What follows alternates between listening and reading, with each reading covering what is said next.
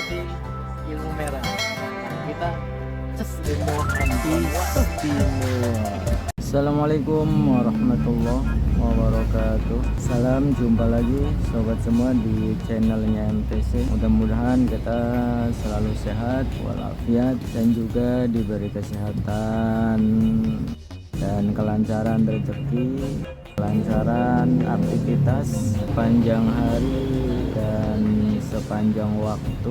Alhamdulillah, ini kita dihadapkan lagi dengan PR, dan PR-nya juga sudah menjadi bahan makanan tiap hari ini.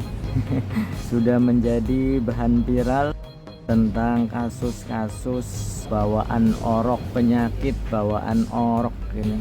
Ini kita dapat lagi konsumen dari Cibarusa dan membawa HP ya Note 9 lagi, Note 9 lagi, dan juga Note 9 lagi. Untuk Note 9 ini ya apa mau dikata ya, untuk pengguna Note 9 ya untuk saat ini mesti lapang dada, mesti sabar ya. Namun begitu kita jangan panik dulu. Kalau kita pemegang pengguna dari Note 9 kemudian mengalami kejadian seperti ini, jangan panik dulu, cari counter yang sudah berpengalaman, yang bisa dipercaya. Karena untuk kasusnya Note 9 ini kita sering terjebak dan ponisnya ya kadang kemana-mana. Karena untuk Note 9 ini kalau diawali dengan salah langkah itu seringkali malah jadi fatal. Akhirnya ya otomatis membengkak biayanya, yang tadinya cuma satu penyakit jadi kemana-mana. Oke, kita langsung bahas saja ya, apakah Note 9 kali ini yang dari Cibarusa itu bisa kita tangani.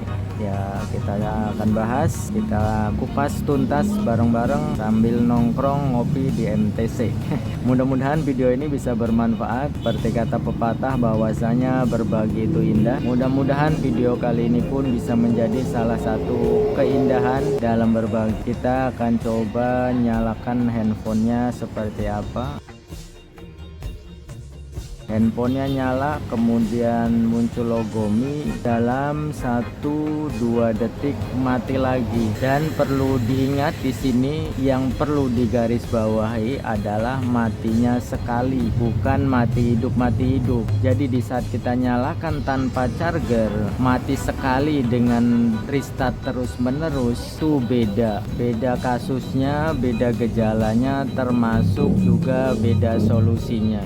Nah, sedangkan untuk kasus saat ini adalah di saat kita nyalakan tanpa charger, handphonenya hidup, muncul logo Mi, dalam 1-2 detik mati sekali, bukan mati hidup. Dan ini adalah salah satu ciri dari IC sinyal atau IC PA atau juga IC RF. Tapi kalau misalkan mati hidup itu ya beda lagi di saat kita nyalakan tanpa charger. Sekarang kita akan hubungkan ke charger dan juga kita perhatikan untuk konsumsi arus yang didapat. Kita lihat ya untuk monitor dari USB charge-nya, kita perhatikan. Nah, di saat kita hubungkan ke USB charge dalam 1-2 detik awal itu konsumsi arusnya stabil. Tadi sampai menyentuh di angka 2 ampere ya, kemudian turun 1 ampere lebih dan langsung turun drastis di kadang 0,6, kadang 0,1, dan handphonenya otomatis restart terus menerus seperti ini, dan restartnya juga dengan jeda waktu yang cepat 1-2 detik. Nah, jadi kita perlu perhatikan banget dan perlu ditekankan banget, perlu dicermati banget pada bagian ini. Jadi di saat kita langsung hubungkan ke charger, itu handphonenya otomatis restart terus menerus, mati hidup dengan jeda 1-2 detik. Dan itu adalah ciri yang kedua mengarah untuk menjadikan tersangkanya adalah IC sinyal atau IC PA. Jadi jangan sampai kita terjebak ya dan salah eksekusi. Jadi untuk ciri seperti ini adalah IC PA atau IC RF. Jadi perlu diingatkan lagi supaya tidak salah paham dan juga tidak salah eksekusi.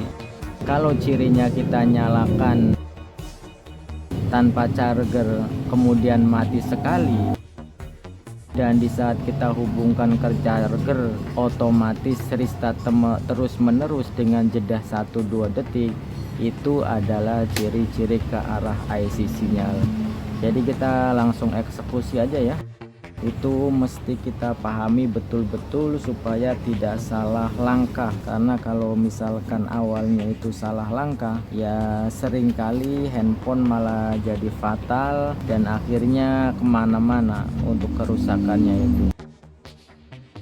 Nah, ternyata ini SIM tray-nya sudah tidak ada ya, mungkin diambil sama pemiliknya. Kita jadi langsung fokus ke bagian IC sinyal atau IC PA.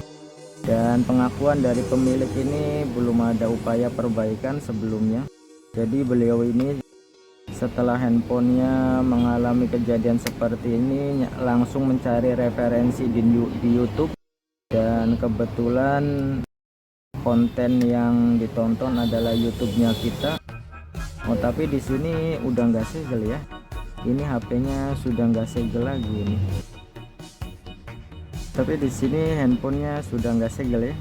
Untuk bagian atas, kalau bagian bawah memang ada segel, tapi untuk bagian atas tidak ada segel. Sepertinya sudah dibongkar, tapi tidak tahu ini pembongkaran sebelumnya itu apakah setelah mengalami kasus seperti ini atau memang ada perbaikan lainnya.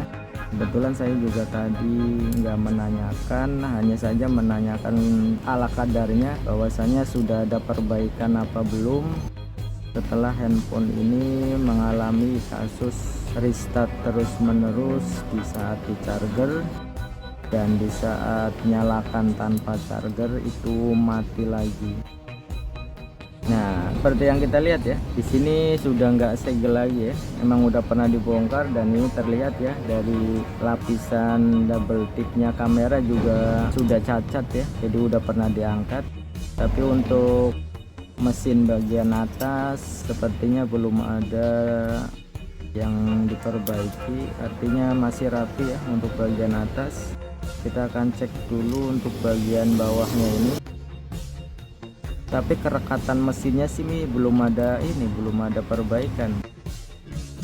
Oh ya, seperti yang kita lihat memang udah nggak segel, tapi belum ada upaya oprekan. Mesinnya masih rapi ya.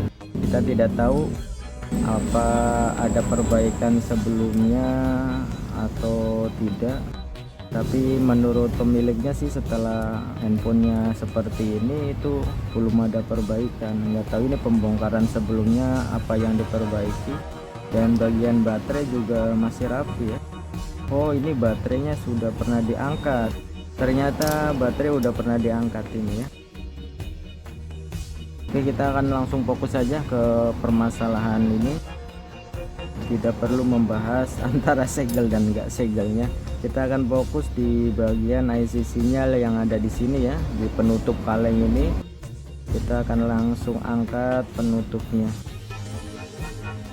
Kita tutupin dulu ya untuk bagian-bagian yang sensitif terhadap efek panas.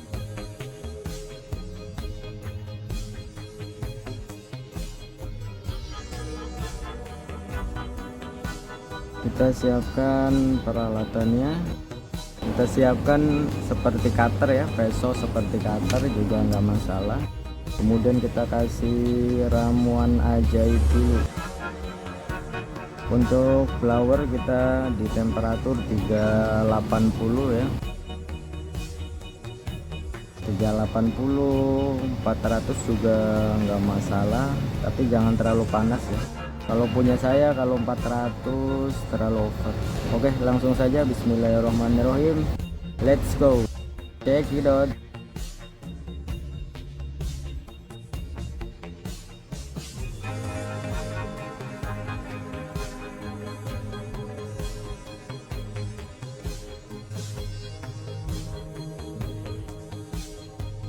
Kalau saya biasanya 2 tahap. Pertama kita gunakan dulu dengan ater untuk membuka jalan, kemudian yang kedua kita gunakan pinset supaya bisa mengapit.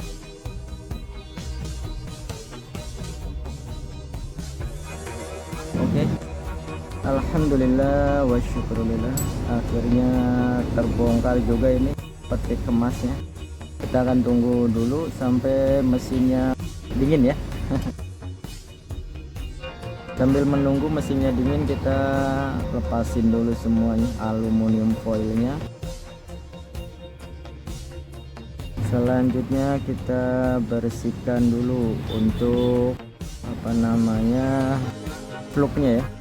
Kita bersihkan fluknya. Kita tunggu dulu sebentar sampai kondisi mesinnya dingin.